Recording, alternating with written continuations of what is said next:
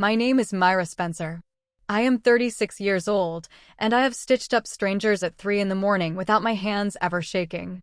A year after my divorce, I was finishing a shift near the maternity ward when my ex-mother-in-law spotted me by the elevators. Carol Bishop had a way of smiling that looked like a door closing. She walked right up, smug as Sunday, and said it loud enough for the nurses to hear. "Leaving you was the best decision my son ever made. Now he has a baby boy with your best friend." 6 years of being called the broken one, packed into a single breath. I did not flinch. I looked at her, calm as a flat line, and said, "Is that what you believe?" 5 minutes later, a man neither she nor my best friend expected walked through that door. And the one name nobody wanted written down was about to be read out loud in a courtroom. Let me back up 5 minutes, because the smile came before the man did. It was a Thursday near the end of a 12-hour shift, and I was handing off a chart to a night nurse named Theo. The maternity wing sat one hallway over from the emergency department where I worked, and I had cut through it 100 times without thinking. Carol was there visiting. Of course she was. Paige had delivered 3 weeks earlier, and the whole Bishop side of town had been parading through with balloons and casseroles. I knew that. I had braced for it. What I had not braced for was Carol planting herself in my path like she had been waiting all afternoon. She looked me up and down, taking in my scrubs and my tired eyes, and her chin lifted. That was when she said her piece about her son and his baby boy and my best friend. Theo went still beside me. A passing aide slowed her steps. I felt my thumb find the thin gold watch on my wrist, the one that had belonged to my grandmother, and press against its face the way I had done since I was a girl, waiting out something I could not change yet.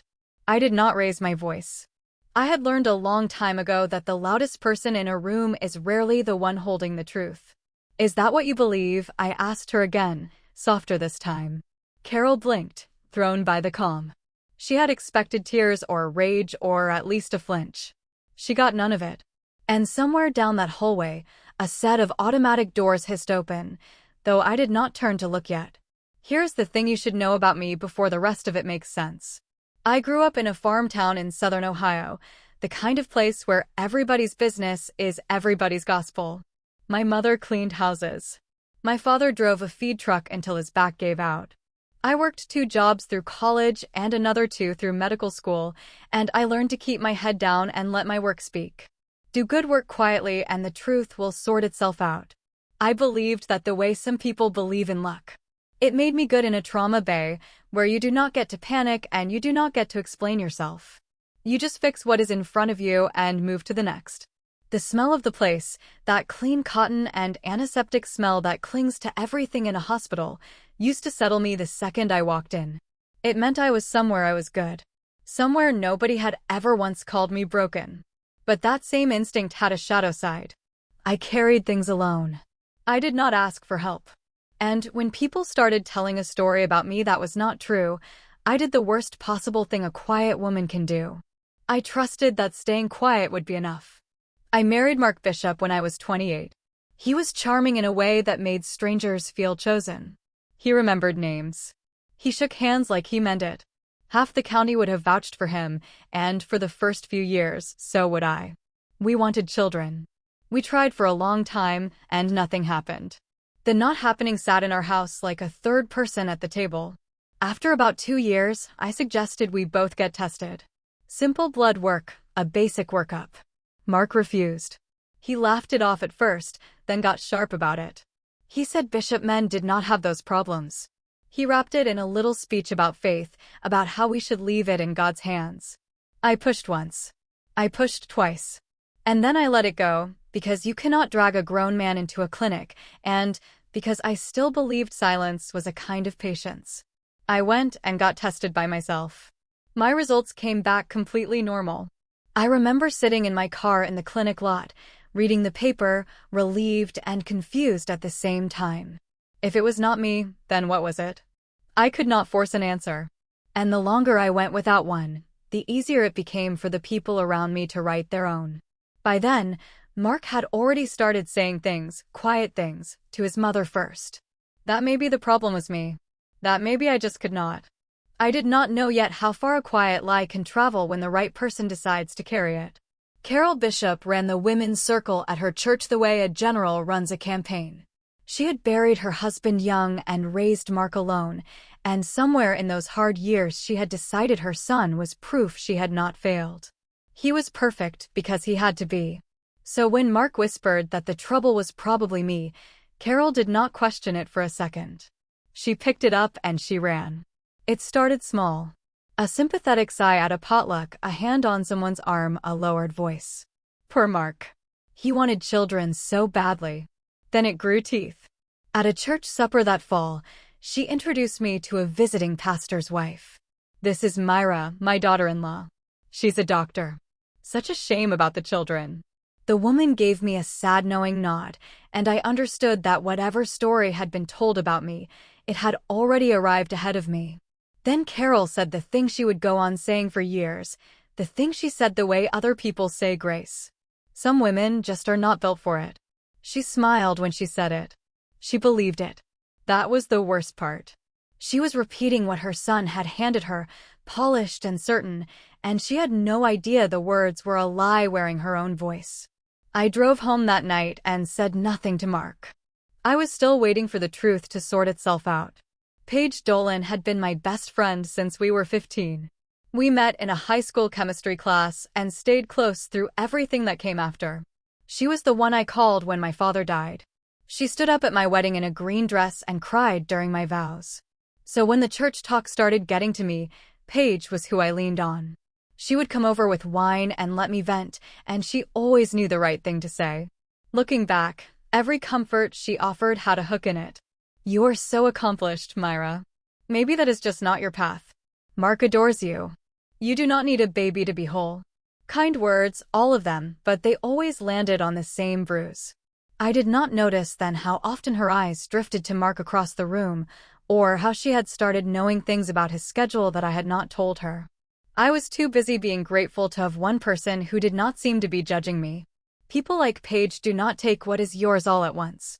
They borrow it piece by piece, until one day you look up and it is gone, and they are standing in it like they were always meant to. I trusted her completely.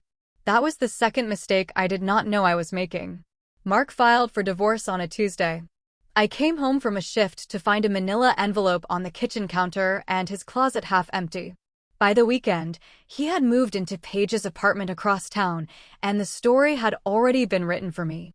The version going around was tidy and cruel. Myra was cold. Myra was married to her job. Myra could not give him children, and a man wants a family, does he not? Carol made sure every pew heard it. Paige said nothing to correct it. I did not post a word online. I did not call a single person to defend myself. I went to work the next morning and said a teenager's broken arm and told him he would be fine, and he was. And that felt like the only true thing I did all week. The story stopped being about my marriage the day it walked into my hospital. I had been in line for years to lead the emergency department. I had built the trauma protocols half the county now ran on. The job was as good as mine, and everyone knew it. Then the whispers found the credentialing committee. Not the truth. Just the shape of it. Dr. Spencer's personal life is unstable. There are questions about her judgment. Did you hear about the divorce? When the position was announced, it went as someone with half my hours and none of my protocols. They told me I was a strong candidate. They told me it was a difficult decision. They did not tell me the real reason, but I had grown up in a small town. I knew the sound of a verdict dressed up as a compliment. That was the night something shifted in me. A lie about my body had cost me my marriage, and I had let it because I thought enduring it was the decent thing to do. But now the same lie was reaching into the one place I had never let anyone touch. My work. My name. The thing I had bled for. A nurse I trusted gave me the name of a lawyer named Ruth Calloway. Ruth's office was above a hardware store, and she had reading glasses pushed up into gray hair, and a way of looking at you like she was already 3 moves ahead. I told her everything. The marriage, the church talk, the board, the job I had lost. She listened without interrupting, which lawyers rarely do. And when I finished, she set down her pen. What you're describing might be defamation, she said. To win, we'd have to prove 3 things. That a specific false statement had been made. That it had been spread to other people. And that it had caused you real, Measurable harm. The harm part you've got. A lost promotion is a number. A salary is a number. I turned my grandmother's watch around my wrist. And the false part? Ruth looked at me over her glasses. That's the part you have to be willing to fight about in public. They'll say the statement is true. To win, you'd have to prove it wasn't you. I almost stood up and left. The whole thing felt like inviting the town to dissect me. Then Ruth said the thing I needed to hear. Silence isn't a virtue, Myra, when it's costing you your career. Sometimes the kindest thing you can do for yourself is make them prove what they're saying. I spent 2 weeks weighing it. I wrote down everything I stood to lose. The church community. My standing in a town that already half believed the worst. The way people would call me bitter, call me cold. But then I wrote down the other column. My name, my work, the truth, and the simple fact that I had done nothing wrong and was being punished for it anyway. This would not be revenge. Revenge is loud and hungry and never satisfied. This would be the truth, said once in a place where it counted, by someone who had finally decided she was done carrying a lie that belonged to other people. I called Ruth on a Monday morning before my shift. I told her I was in. She drafted the complaint over the next few weeks. It named the specific statements, the dates, the witnesses who had heard them. It laid out the lost promotion, the salary difference, the documented harm to my professional reputation. Reading it was strange. My whole quiet humiliation organized and numbered and turned into something with weight. When it was filed, the news moved through town faster than any ambulance I had ever ridden. Carol was incandescent. She told the women's circle I had become vengeful and godless. She doubled down on every word she had ever said, which, though she did not know it, was exactly what Ruth had hoped she would do. Ruth told me the next step was the other side's response. How Mark's lawyer chose to defend the statements would shape everything. They've got 2 roads, she said. They can say the comments were just opinion, nothing actionable. Or they can plant their flag and say the statements were true. That you really were the reason. That road is the one I'm praying they take. I asked her why. She smiled like a woman who already knew the answer. Because then they have to prove it. And to prove it, they have to open a door. They took the second road. Of course they did. Mark's lawyer filed a response arguing that the statements about me were not defamation because they were true. The fault, they argued on paper, was medical. And it was mine. When Ruth called to tell me, I could hear something close to delight under her steady voice. They just said the magic words. Truth is a defense. But here's what they didn't think through. To prove you were the infertile one, they'd have to put both of your medical pictures in front of a court. They just argued, under oath, that the cause was definitely you. They can't make that claim and then refuse to let anyone look at him. That's the crack. I can work with a crack. For 6 years, I had been the one whose body was up for discussion at potlucks and prayer circles. And in trying to make that official, the bishops had done the one thing none of them had ever been willing to do. They had opened the door to looking at Mark. I thought about him refusing the tests all those years ago. The sharp little speeches. The way the subject had always slammed shut whenever it turned toward him. And then, that night, I could not sleep, so I went back through the timeline in my head, slow and careful, like reading an old chart for the thing you missed the first time. 7 years back. A morning early in the marriage, when Mark had driven up to the city alone for what he called a routine physical. He had been gone all day. He came home different, quiet in a way that was not like him, short with me over nothing, and he poured himself a drink before dinner, which he never did on a weekday. I asked if everything was okay. He said the doctor was a quack and the whole trip was a waste, and he changed the subject so hard it left a mark. After that day, he never mentioned getting tested again. Not once. Before the city trip, he had at least pretended to take the question seriously. After it, the subject was simply closed. And in that same stretch of weeks, the first whispers about me began. I had filed it away at the time as a man being moody about a wasted afternoon. But now, with Ruth's words still in my ears, that quiet day in the city looked less like a wasted trip and more like the moment something got decided. I did not have proof.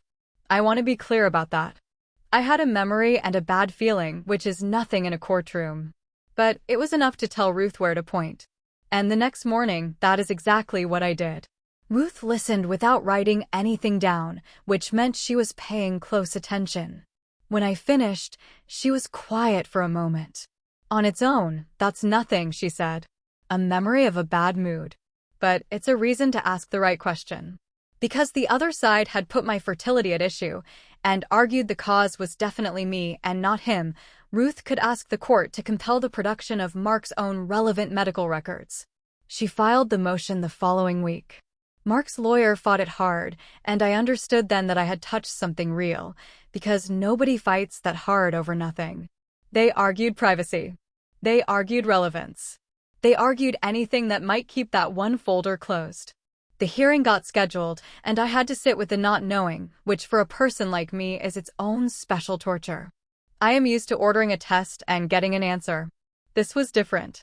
This was asking a judge for permission to even look. The ruling came on a gray afternoon in the middle of a slow shift. Ruth called and I stepped into the supply closet to take it, surrounded by gauze and saline, my heart doing the thing it never did at work. The judge granted it, she said. With limits, but she granted it. Because the defense had affirmatively claimed the infertility was mine, the court found that Mark's own relevant fertility records had become, in the judge's words, presumptively discoverable. Not automatically public. The records would be produced under a protective order, reviewed first by the lawyers and the court, used only as the case required. Across town, I later learned, the news landed very differently. Mark's lawyer reportedly asked for a private meeting the same day. Carol called Ruth's office twice. And for the first time, the people who had spent years deciding what was true about my body went a little pale at the thought of a court deciding what was true about Mark's. The first sign that something was wrong on their end did not come from Mark or Carol. It came from Paige. She texted me out of nowhere after a year of silence. Please do not do this. Think about the baby. I read it 3 times. We had not spoken since the divorce. She had taken my husband and my life and never once reached out. And now she was begging me to stop a lawsuit that, on its face, had nothing to do with her. The suit was between me and Mark and Carol.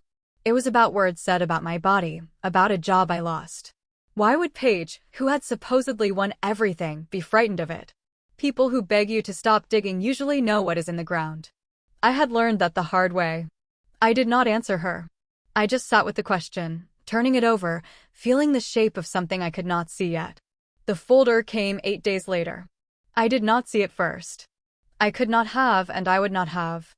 The records went to Ruth through the proper channel under the protective order. She read them with the other side's lawyer present. Then she called me and asked me to come to her office, which she had never done before. I knew before I sat down. She had the careful face people get when they are about to hand you something heavy. 7 years ago, she said, Mark went to a clinic in the city, the one you remembered. She slid a single sheet toward me, just the line that mattered, the rest blacked out under the court seal. The diagnosis was a word I had written on charts 100 times. Azoospermia. No measurable sperm. Mark had been told in plain clinical language that he could not father a biological child. 7 years ago. The same week he came home moody and changed and quietly closed the subject forever. The same stretch of weeks the first whispers about me began.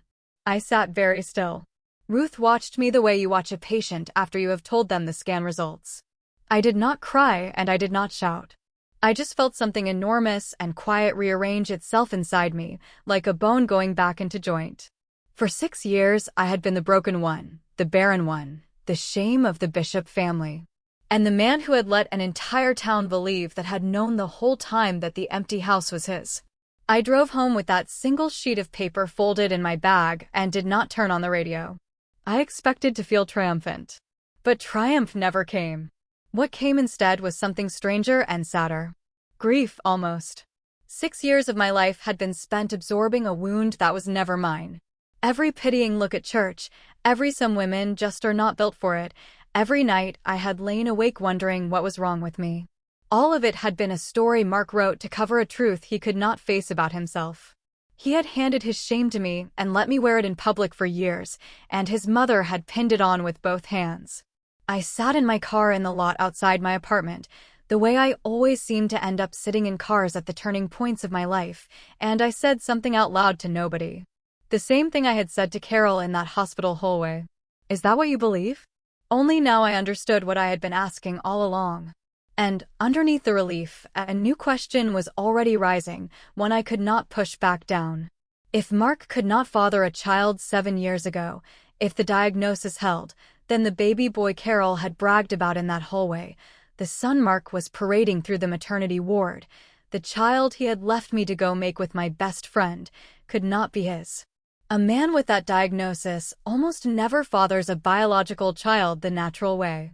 Not impossible in some rare cases, but vanishingly unlikely without treatment. Mark had never sought, which left a contradiction too big to ignore. Either the clinic had been catastrophically wrong, which happens but rarely, or the baby everyone in town believed was Mark Bishop's son had been fathered by someone else. And suddenly, Paige's midnight text made a horrible, perfect sense. Please do not do this. Think about the baby. She was not worried about my lawsuit hurting Mark's feelings. She was worried about what a courtroom full of medical records might force into the open.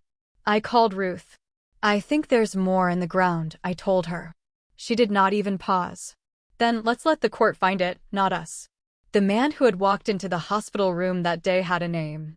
Daniel Reyes. I learned about him the way I learned everything in this story, slowly, properly, through the channels that do not lie. During the months Paige and Mark were getting together, while Mark was still telling the world his wife was the broken one, Paige had been involved with someone else too. Daniel. A quiet man who had been led to believe the relationship was more than it was. When she chose Mark, Paige had cut Daniel off completely, blocked his number, never told him she was expecting, never breathed a word about a due date or a hospital. She had gambled that he would simply disappear, that he would never connect the dots. But the timing had not sat right with him, and he had kept asking quiet questions of the few people they had both known. That very morning, one of them had let the hospital and the date slip. So he came to see the child he suspected was his. And the moment he stepped through that door, the one person she had been so sure would never find her, Paige's face drained of every drop of color. That is the picture I want you to hold.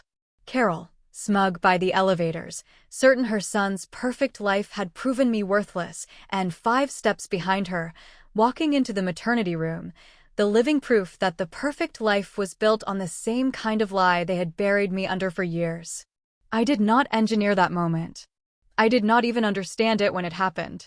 I just smiled at Carol and asked if that was really what she believed. And then a door opened and a stranger walked through it. And a whole house of lies started quietly coming down without my lifting a hand. Mark knew. That is the thing I keep coming back to. He had known for 7 years that he could not father a child. So when Paige got pregnant, he knew with absolute certainty that the baby was not his. And he took it anyway. He stood up in front of his mother and his church and his whole small world and let them believe he had made a son. The son his barren first wife had failed to give him. He used a child that was not his to complete the story that had destroyed me. The cruelty is not even the affair or the lie about my body. It is that he looked at a baby he knew could not be his and saw, first and foremost, a prop. Proof of his manhood. The final period at the end of the sentence, he had been writing about me for years. When Ruth told me Mark's lawyer had gone quiet, I understood why. Mark was not afraid of losing the lawsuit anymore. He was afraid of what the lawsuit would say out loud in front of everyone about the son he had been showing off. Carol came to see me before the hearing. She showed up at my apartment on a Sunday in her church clothes. When I opened the door, she looked older than I remembered. Smaller. She did not apologize. She stood in my doorway and asked me, in a voice with a crack running through it, to drop the suit. Not for Mark, she said. For the family. For the baby. For the name. As she spoke, I saw something I had not expected. A woman who had been lied to by her own son for 7 years. A widow who had poured everything she had into one boy and built her whole self around the certainty that he was good. She had not spread those cruel words because she was evil. She had spread them because Mark had handed them to her, polished and certain, and she had loved him too much to ever doubt him. For one breath, Standing in my own doorway, I felt for her. She had been used too. But then she said it again. Some women just are not built for it, Myra. Why drag everyone through the mud over it? Even now, standing on the edge of the truth, she would rather protect the lie than let go of it. Sympathy is not the same as surrender. I could see her pain and still refused to carry her son's shame one more day. Carol, I said quietly, go home. The mud was never mine. She left without another word. I closed the door and did not feel cruel. I felt finished. Mark's lawyer offered a settlement. A quiet one. They would pay a sum, issue a private retraction to the hospital board, make my professional record clean again, if I agreed to seal everything and never speak of it. Ruth laid the offer on her desk and watched me. It's a good deal on paper, she said. You'd get your name back. You could walk away with everything you came for. She was not wrong. It was, by the numbers, a win. But all I had to do was let the truth get whispered in a back room and then locked in a drawer forever. While Carol kept saying her line at church and Mark kept showing off a son who was not his, and the story about the broken doctor stayed half alive in the corners of town where private retractions never reach. I told Ruth no. Not out of spite. I refused because a private truth was just a quieter version of the same lie. For 6 years they had said it about me out loud in churches and at potlucks where everyone could hear. The correction had to live in the same place. Not a whisper. Not a sealed drawer. The truth said once where it counted, in front of the same people who had believed the lie. I'm not going to whisper an apology for a wound he handed me, I told Ruth. I'll say it once where it counts. And then I'm done carrying it. Ruth kept her pen and smiled. Then we go to court. The hearing was held in the county courthouse on a bright, cold morning. The room filled in a way that told you everything about how small towns work. 2 members of the hospital board. Several women from Carol's church circle. Carol herself, rigid in the second row. Mark beside his lawyer, pale and sweating in a suit that no longer fit him right. And Paige near the back, holding herself very still, with a quiet man named Daniel sitting 2 rows behind her whose presence she could feel without turning around. I sat at Ruth's table and felt the whole architecture of the past 7 years gathered in one room. For 6 years these people had been the audience to my humiliation. Now they were the audience to something else. The lie had been public. The truth had to be public too, in front of the same eyes, or it would never really undo what had been done. Ruth did not raise her voice once. That is what I remember most. She built it the way you build a diagnosis, one finding at a time, calm and unhurried, until the conclusion was the only one left standing. She established the statements, the dates, the witnesses. Carol's own words repeated at potlucks and prayer circles, that some women just are not built for it. She established the harm. The lost promotion, the salary, the documented damage to my name. Then she addressed the defense's own claim, that the statements were true, that the infertility was mine. And she asked the court to consider the records the defense had forced into the case by making that very argument. Under the protective order, only the necessary line was read. 7 years ago, Mark Bishop had been diagnosed at a city clinic with a condition that made fathering a biological child medically impossible. The room changed temperature. I watched the churchwomen turn to look at Carol, who had gone the color of paper. Then Ruth, gentle as anything, laid the contradiction on the table, the one the Bishops had built with their own hands. The defense had sworn the empty marriage was my fault. The record said it was Mark's. And there was, by the family's own loud account, a baby boy. She noted that genetic testing in the related custody proceeding had not supported Mark's biological paternity. She said it plainly, without drama, the way you would read a lab value. And that was when Mark stood up. That's not, you can't. His voice cracked across the courtroom. The judge told him to sit. Carol was on her feet too, saying my name like an accusation, saying it could not be true, saying I had twisted everything. The 2 of them, loud and unraveling, while I sat perfectly still at the table and said nothing at all. Carol turned on me then, the way drowning people grab at whatever is nearest. Her composure was gone. Her church supper certainty cracked wide open, and out of the wreckage came the only words she had left. Some women just aren't built for it, she cried, pointing a shaking finger across the room. Some women just aren't. She could not even finish it the second time. I stood up slowly, because I had waited 7 years and I was not going to rush this. I did not shout. I kept my voice flat and clear, the voice I use when I have to tell a family something true and hard, the kind of voice that is calmer than the room can stand. "You're right, Carol," I said. The whole courtroom went silent. "You're exactly right. One person in this marriage was never built to have children." I let that sit. I looked at Mark, then back at his mother. The file only ever had his name on it. Carol's hand dropped. Mark had his face in his hands. And the women from the church circle, the ones who had nodded along to my ruin for years, sat there with the truth finally settling over them, rearranging everything they thought they had known. I was not built wrong. I had never been built wrong.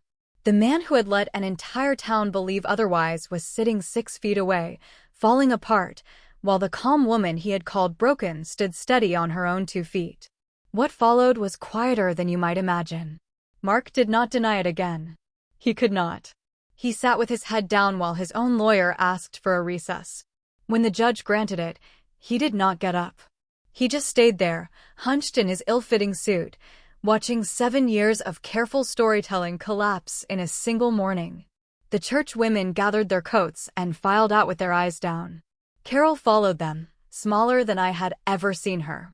And Paige slipped out during the recess, though not before Daniel rose from his seat 2 rows back and walked out the same door, close behind her.